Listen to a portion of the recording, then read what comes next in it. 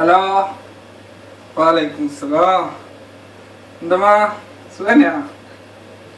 അൽഹംദുലില്ലാ, പണിയെല്ലാം തന്നെ. എന്തിന്ന് ഞാൻ വന്നിട്ട് എത്രയെല്ലാം ആയിട്ട്, ഒരു മാസം അതുകൊണ്ട് വിളിക്കാതെ. പിന്നെ നല്ല പണി ഉണ്ടായിരുന്നു ഇവിടെ ഓഫീസിൽ. ഓഫീസിൽ ഇരുന്നിട്ടില്ല പണി.